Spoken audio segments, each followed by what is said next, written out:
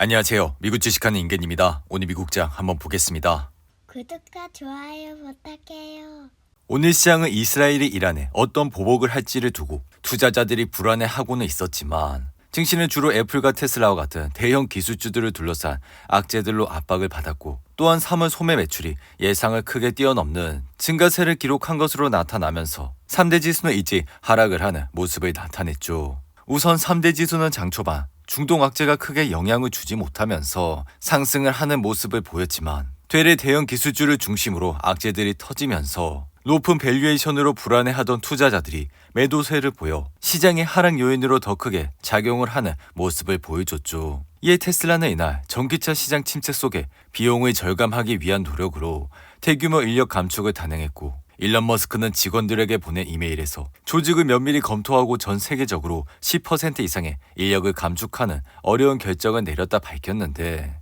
이어 그는 지난 몇 년간 전 세계 여러 공장을 확장하고 급속히 성장해 오면서 특정 영역들에서 역할과 직무가 중복됐다며 다음 단계의 성장을 준비하면서 비용 절감과 생산성 향상을 위해 회사의 모든 측면을 살펴보는 것이 매우 중요하다고 밝히는 모습을 보여줬죠. 이에 지난해 말 테슬라의 전체 직원 수는 14만 473명으로 3년 전보다 2배 가까이 불어난 상태라 이를 기준으로 이번에 해고할 인원은 14,000여 명 수준이 될 것이라 예상이 되는데 게다가 이번 감원 대상에 임원급도 포함이 된 상황이라 드루 베글리노 수석 부사장과 사업개발부분 부사장 로한 파텔 역시 테슬라를 떠나기로 했고 이에 베글리노는 올해 말까지 최대 11만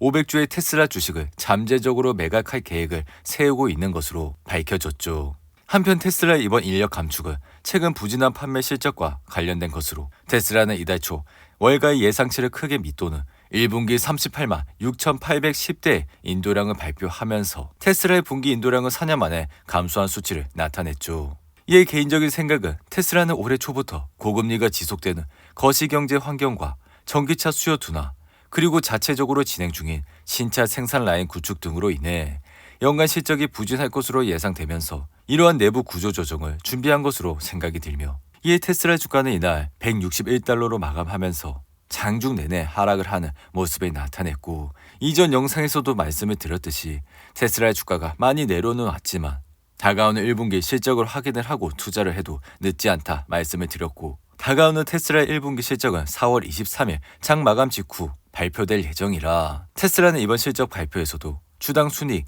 0.6달러가 예상되고 있어 이 같은 추세는 지속적인 하향 추세로 내리막길을 걷고 있어 여전히 주가에 좋지 않은 영향을 끼치고 있다 할 수 있죠. 이에 개인적인 생각은 테슬라는 이미 4개분기 연속 어닝 미스가 나와 실적이 발표될 때마다 10% 가까이 급락을 했고 이어 최근 4분기 실적에서도 시장의 기준을 만족하지 못하면서 주가는 12%나 하락해 급락을 하는 모습을 나타냈죠. 게다가 테슬라는 여전히 전기차 수요 둔화로 고전을 하고 있지만 이번엔 자율주행 소프트웨어 구독료를 절반으로 낮춰 지난해 전기차 가격 전쟁을 시작한 테슬라는 이제는 소프트웨어 구독료까지 내리는 모습을 보였고 이에 개인적인 생각은 테슬라는 이제 내릴 수 있는 건 뭐든 다 내려 수요를 끌어올리기로 작심한 것으로 보여집니다. 이에 머스크는 과거 FSD의 기능들이 추가되면서 비용이 오르면 올랐지 내릴 일은 없을 것이라 강조해 왔지만 이번 가격 정책으로 인해 다시 한번 테슬라는 마진 압박에 시달릴 것으로 생각이 들며 이에 다가오는 1분기 실적을 꼭 확인을 하시고 투자를 하셔야 하는데 이어 애플은 올해 1분기 아이폰의 전 세계 출하량이 중국 판매 부진의 영향으로 1년 전보다 10% 가까이 줄어들어 주가는 172달러로 마감했고 시장 조사업체 IDC에 따르며 올해 1월과 3월 아이폰 출하량은 총 5,010만 대로 이는 지난해 1분기보다 9.6% 줄어 시장의 평균 추정치 5,170만 대에도 미치지 못하는 모습을 나타냈죠. 이로 인해 애플의 1분기 아이폰 출하량의 감소폭은 같은 기간 전 세계 스마트폰 출하량이 전년 대비 더 성장했다는 점에서 타격이 더 크다고 할 수 있으며 올해 1분기 전 세계 전체 스마트폰 출하량은 작년 1분기보다 7.8%나 성장한 것으로 집계됐죠. 이에 애플의 주가는 최근 이틀 동안 반등을 하면서 5% 이상 상승을 했지만 이날 다시 2% 하락하며 170달러 초반대까지 내려왔고 애플 역시 3개분기 연속 어닝 미스가 나와 주가는 많이 내려왔다 생각은 하지만 다가오는 1분기 실적을 꼭 확인을 하고 투자를 해도 늦지 않다 생각이 들며 이어 애플과 같은 하드웨어 업체가 자사의 제품 출하량이 줄어든다는 것은 단기적으로도 주가에 큰 영향이 있기 때문에 애플의 단기 상승의 재료는 다가오는 1분기 실적이라 할 수 있죠. 한편 이날 발표된 미국의 3월 소매 판매는 전월비 0.7% 증가해 시장의 예상치 0.4%를 크게 상회했고, 이로 인해 올해 초 잠시 움츠렸던 소비는 분기 말에 다시 살아나는 모습을 보여주고 있죠. 이에 개인적인 생각은 지난주에 발표한 3월 소비자 물가지수 CPI가 전월비 0.4% 증가했던 것으로 볼 때 미국 소비자들은 현재 인플레이션 추세에 아랑곳하지 않고 어느 정도 적응해 가고 있는 것으로 보이며, 이번 소매 판매가 증가한 이유로는 휘발유 가격 상승을 꼽을 수 있어 같은 기간 주유소 판매는 전월비 2.1%나 증가하는 모습을 보여줬죠. 이로 인해 미국 소비자들의 탄력적인 지출 증가세는 높은 이자율과 끈적한 인플레이션에 대한 우려에도 경제의 활력을 불어넣곤 있지만, 고금리에도 불구하고 미국 경제가 활력을 잃지 않으면서 현재는 인플레이션이 목표치로 내려오지 않고 있기 때문에 쉽사리 정책 전환을 할 수 없다 생각이 들며, 이러한 말은 즉 금리 인하 결정을 내리지 못하는 이유가 될 수 있다 생각이 듭니다. 이로 인해 S&P 500은 지난 3월 28일 5254를 찍은 이후 하락하는 모습을 보여왔고, 심지어 이날은 1% 이상 하락하면서 50일 이동 평균선 아래까지 내려오는 모습을 나타냈는데, 이로 인해 주식시장의 피어앤그리드 지수는 오랜만에 공포지수까지 내려왔고, 이렇게 시장의 공포지수가 나타난 것은 지난해 10월 말 이후 처음이라 할 수 있죠. 이에 개인적인 생각은 시장이 극도의 공포까지 내려가게 된다면 무조건 매수를 해야 한다 생각이 들며, 이러한 기회는 1년에 두세 번 정도 찾아오는 기회라 할 수 있죠. 한편 현재 중동 전쟁을 벌이고 있는 이란과 이스라엘은 주말 오후 들어 이란에 실제 공격이 이뤄졌지만 이스라엘이 이러한 로켓과 드론을 요격하면서 큰 충돌은 없었는데, 또한 이란이 사전에 미국에 개입하지 말라고 경고를 하면서 제한된 수준의 공격만 할 것으로 알려져 긴장감이 약간 낮이기도 했고, 이에 이란 역시 이번 공격이 전면적으로 번지는 것을 막겠다는 생각을 하고 있다 할 수 있죠. 게다가 만약 이란과 이스라엘의 분쟁이 확대된다면 11월 대선을 앞둔 바이든 정부는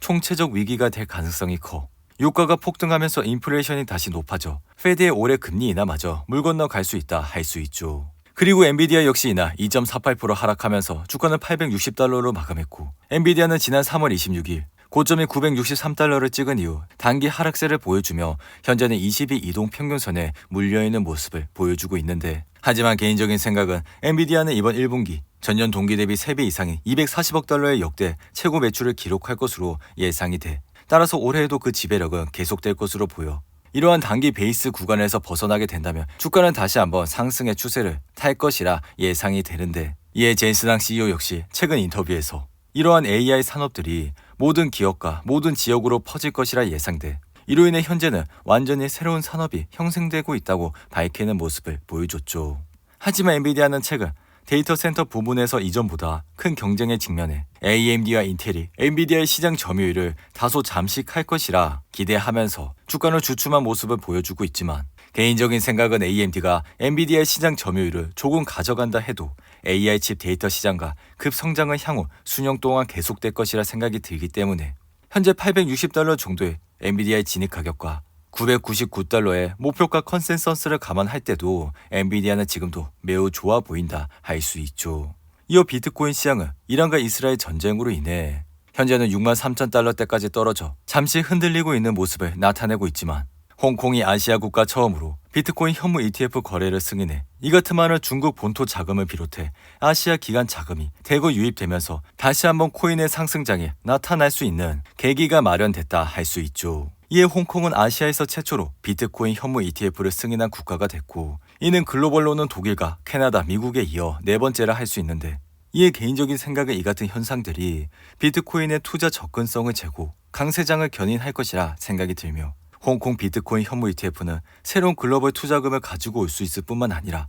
가상자산 지위를 새로운 수준으로 끌어올릴 것이라 생각이 듭니다. 그리고 투자은행 골드만삭스는 1분기 수익과 기대치가 시장의 예상치를 상회하면서 주가는 2.9% 상승했고, 로지텍은 모건스탠리가 시장이 미래 성장 알고리즘을 잘못된 가격으로 책정하고 있다 밝히면서 이날 주가는 6% 이상 하락을 했는데, 이어 데이터 관리 소프트웨어 회사인 세일즈포스 역시 인포메티카를 인수하기 위한 사전 협상에 나서면서 주가는 7% 이상 하락했고, 지난달 상장을 한 레딧은 JP모건과 골드만삭스가 중립 등급을 부여하면서 5% 이상 하락을 했는데, 한국에 본사를 둔 전자상거래 회사인 쿠팡은 시티가 중립에서 구매로 업그레이드를 하면서 이날 주가는 2% 가까이 상승을 하는 모습을 나타냈죠. 오늘도 8분이 넘는 긴 영상 끝까지 시청해 주셔서 감사하고요. 가시기 전에 구독과 좋아요 잊지 마시고 그럼 저는 다음 영상에서 찾아뵙겠습니다. 감사합니다.